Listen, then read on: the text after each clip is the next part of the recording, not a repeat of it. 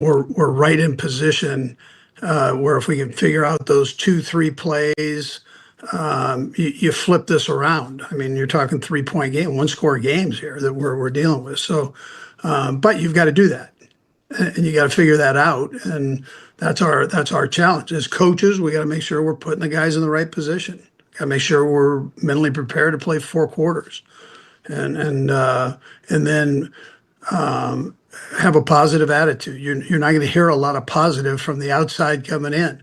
So you got to make sure that you understand where you really sit and the opportunities that you have sitting in front of you. And I know our fans understand that. I mean, you guys understand it. You're here, but and you know that there's still opportunities. We'll go next to Soren Petro. And I'll have a couple as well.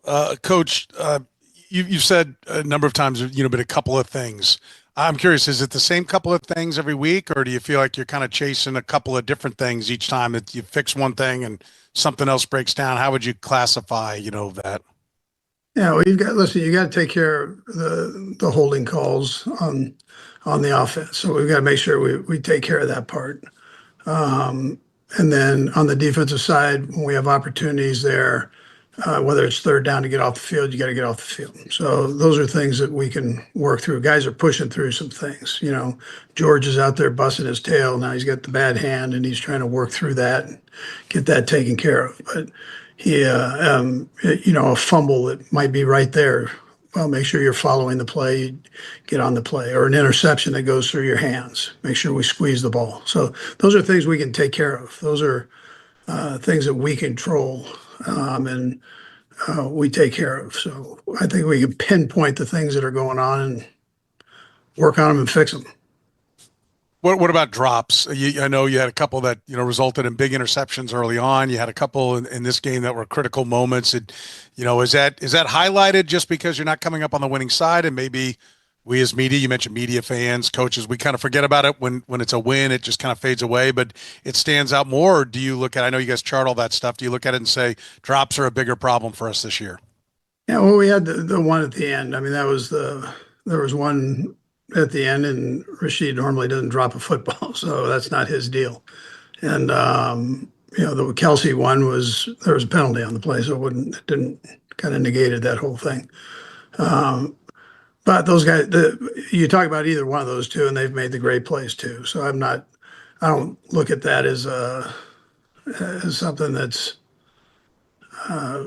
hindering us. I mean, that's not something we've got to take care of the penalty part of it. I think Soren, as we go forward here, just get that taken care of. These things are happening at crucial times, and it takes you out of a flow. It might be a time that you're 1st and 15, 1st and 20, 2nd and 20.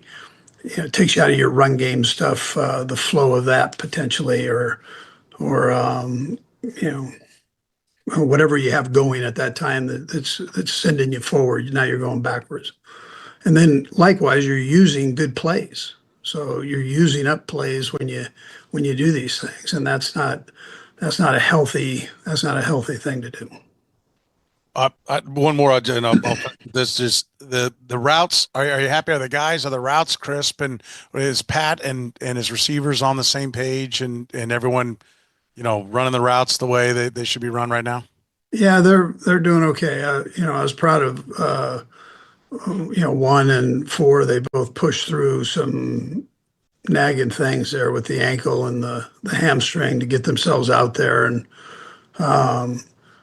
to play, actually get out and play. And they had some big plays for us. But for the most part, yeah, they're on the same page with the quarterback. Thank you. Let's go next to Jesse Newell. Hey, Sid, I'll have a follow-up too.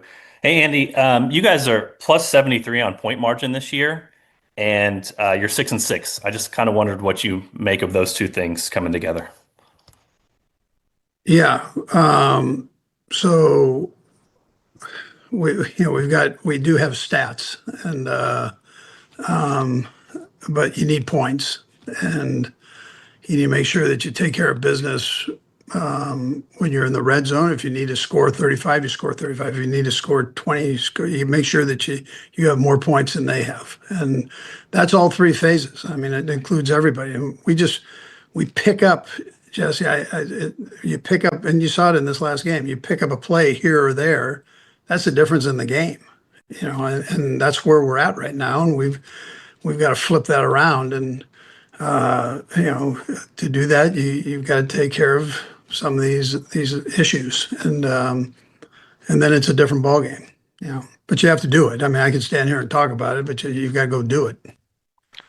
And the second one, I just wondered, you said a few years ago that Mike Frazier communicates with you on fourth down decisions in the headset, and then you have 51% of the vote. I just wondered, you guys have been one of the most aggressive teams throughout the course of the season throughout this year, but is that still the process that you go through on every fourth down decision as you hear from him and then you ultimately make the call? Yes. I mean, he and I will talk during those or before those take place, or even before the game. We kind of go through all that during the week, So Fraser and I have a long meeting on Fridays, and just where he and I go through situation stuff and where we need to go with it. Sorry, let's go next to Vahe. Oh, sorry, Vahe. Try now. Sorry about that. You mentioned that about, maybe not agreeing with X amount of penalties, and without asking you to be critical of the officiating, what do you see as the remedies when you feel that way? I know you have to just concentrate on what you can control, but how do you try to address that either with the team or the league when you feel that way? Yeah, so from a team standpoint, I just say we got to keep working on fundamentals and make sure we're staying sound on those. As far as the league goes, they give you an opportunity to express yourself. So, that's what we do. And then, right or wrong, you hope either we can learn from it or they can learn from it and see where we're at. So we can continue to coach the guys in the right direction. Have you felt like you can understand the flow of that through this season? I know there's been some ups and downs with what you've probably tried to communicate and what's happened. How do you measure the feeling of progress or not in that? Yeah, with the league, I mean, yeah. Yeah, so you're never going to agree with everything. I mean, you're not going to do that. So you try to express yourself and then you move on. I mean, there's nothing you can do.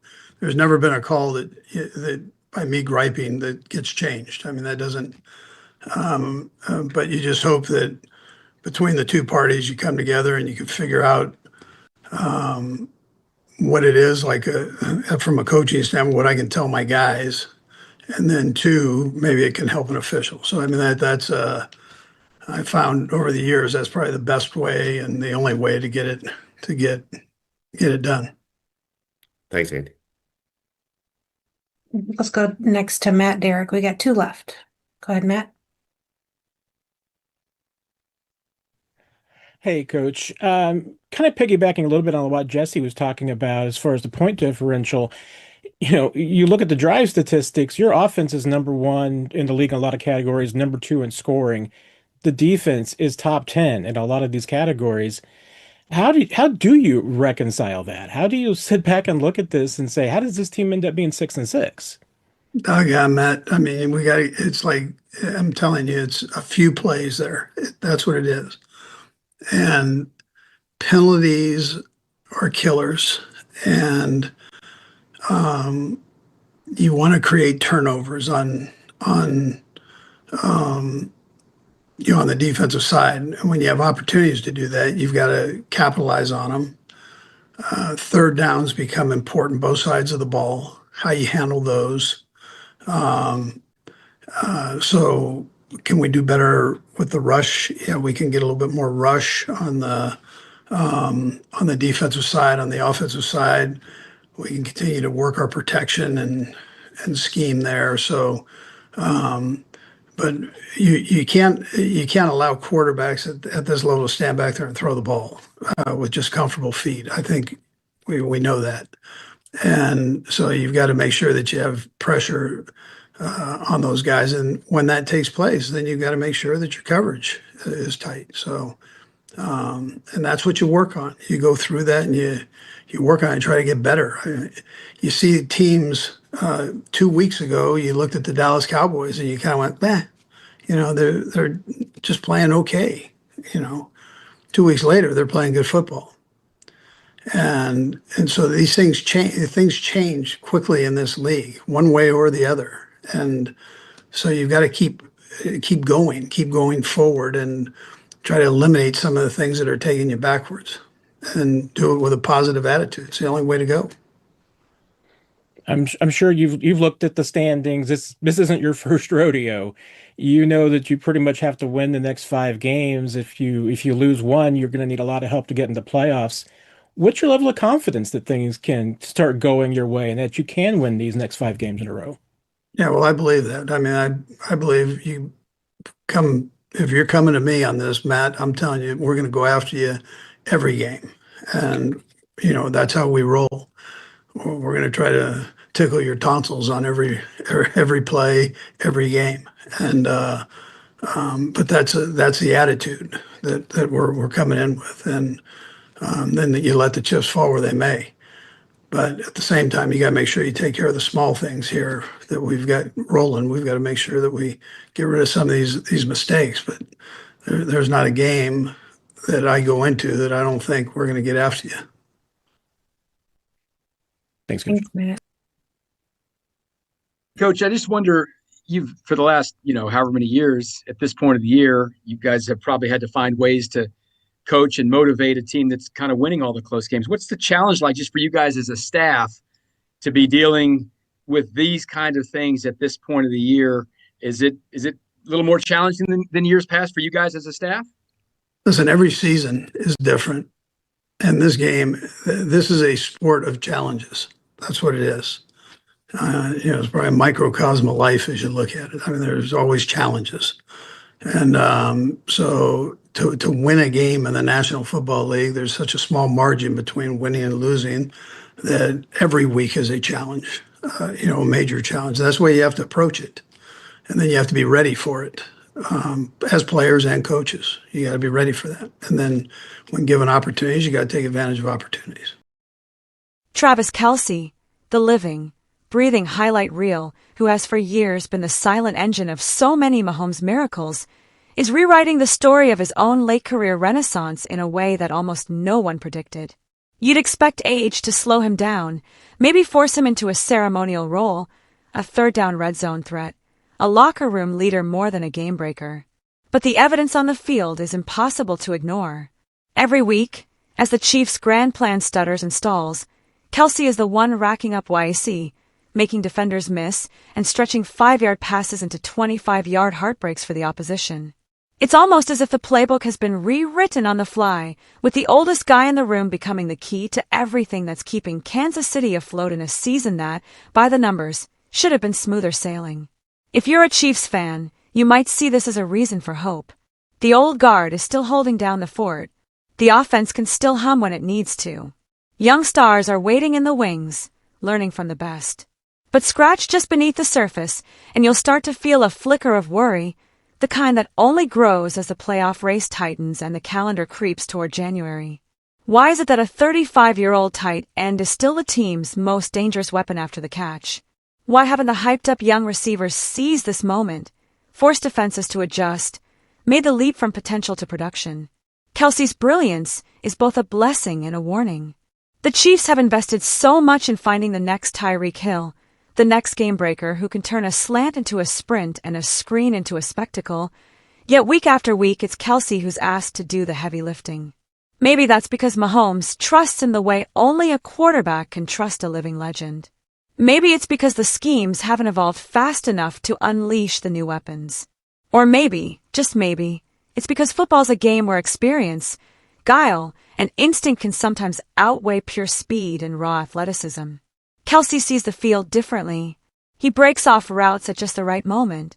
He feels the defenders closing in and knows, almost by muscle memory, how to slip the first tackle and glide upfield.